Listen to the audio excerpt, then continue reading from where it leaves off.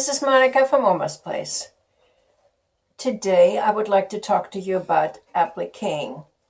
You may have noticed that a lot of our designs actually have applique elements in them, like our very popular snack mat has a little quilt on it, and that quilt has 3 pieces of applique on there.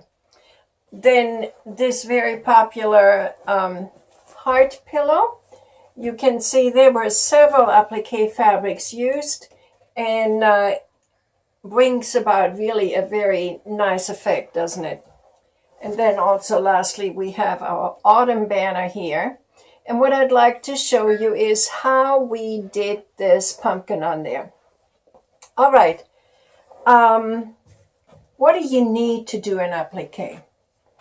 First of all, you need some kind of fusible web or bonding product. I use Steamer Seam 2, and I use it for a variety of reasons, and one of them I will explain to you in just a minute. You also need to have some very sharp curved tip scissors. These are Fiskars. There are others that you can use, but just make sure they're sharp and they have a curved tip to them. I put a little ribbon on mine. This is always the latest one, the newest one, the sharpest one, so that I know for applique that's the one I need to grab. And then also it's so very helpful if you have one of these. This is called a wedge iron. Clover Company makes these, and it just fits perfectly inside a 5x7 hoop. And so for a lot of our projects, I will ask you to use your little mini iron. If you have this is called a wedge iron. If you have Clover's mini iron, you should be able to do this too. They're little travel irons too, I think, that are that size that you could use. In any event, that's what you need. You need scissors, you need your Steamer Seam 2 or something like it. Bonder web is another one you could use. And then you need, of course, your fabric or projects that you want to put the applique on. I have already hooped my fabric with a stabilizer, and I have cut a piece of fabric for the pumpkin design that's on our autumn banner. Okay? All right, so what are we going to do? I cut out a piece of Steamer Seam 2, and it has 2 pieces of paper, one in the front, one in the back. Peel off one of the pieces, if you can. All right, I'm peeling this off, and this is very sticky. You're going to put this on the back of your applique fabric. Back of applique fabric. And with your little iron, you are going to be pressing this so that it gets fused to the fabric, or the fabric fused to the steamer seam, whichever.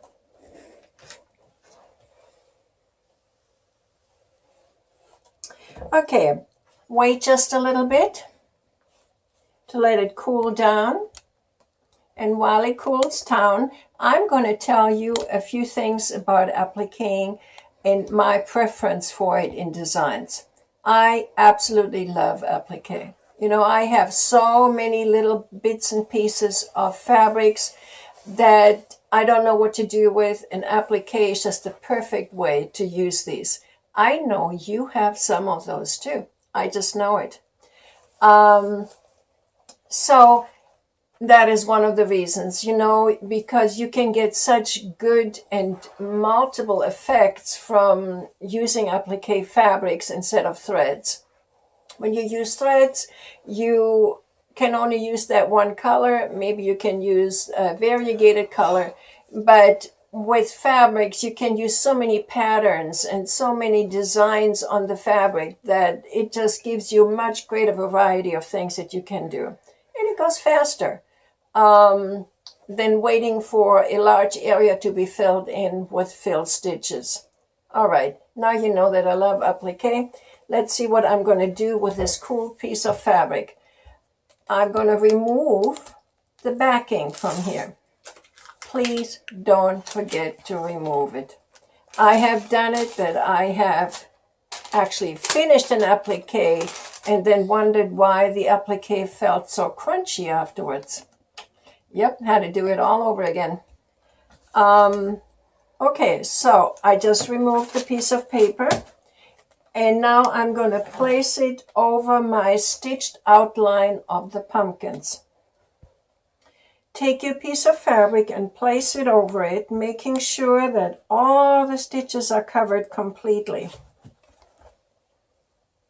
And leaving, on all sides about 1/2 inch so that you have something to hold on to when you need to cut this. All right, at this point, I'm going to take this to the machine. I'm going to tack down this fabric, and I'll be right back. Don't go away. I am back. We're going to now trim away the excess fabric on the outside of the tack down stitches. I'm going to use my little trusty scissors here. I'm going to try and show this to you. Hopefully you can see this. I have the curved tip curving up away from the fabric. I hold on to this piece of fabric, and that allows me a closer cut. And I then go around all of it. Can you see that? Okay, you do that all around the pumpkin. And once you're done, you will press the fabric. And the reason why you will press the fabric is so that when you put the stitches on top of the pumpkin fabric, you don't get wrinkles. All right, I'm almost done here. Sorry, my hand is in the way there.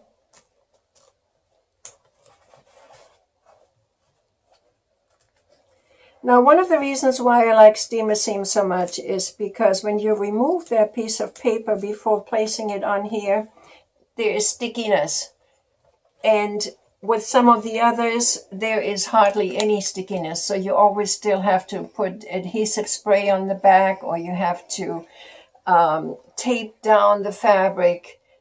Just be sure you secure the fabric one way or another, because if you don't, you will definitely have wrinkles in your applique.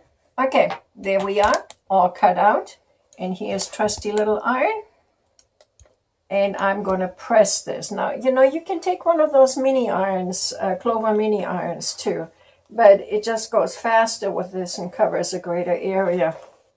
Okay, now we've ironed that, and it's all ready to go back on the machine. And when you're all done with it, it should look like our little banner here. Okay? All right.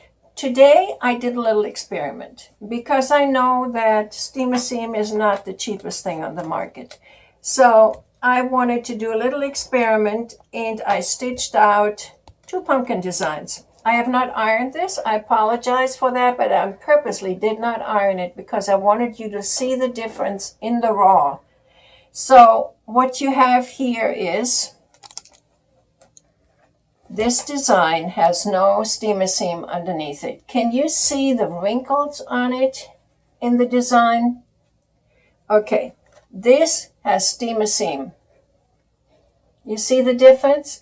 And even if steamer seam should come off of the fabric a little bit, you can still press it back down again, which you could not do here.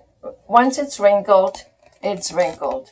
So this design actually is very kind on the non-steamer seam product, because see what happens is it has a lot of top lines. If you have just a piece of applique that has no extra lines on top of it, and it just has the side satin edges around it, and you do not use the steamer seam or something similar, you will have a wrinkly product after washing. So I hope you enjoyed this. I hope this was helpful to you. Please let us know what you thought of it. And if you have any questions, please write to us at support@almostplace.com. We love to hear from our customers. And thanks so much for watching this. Bye.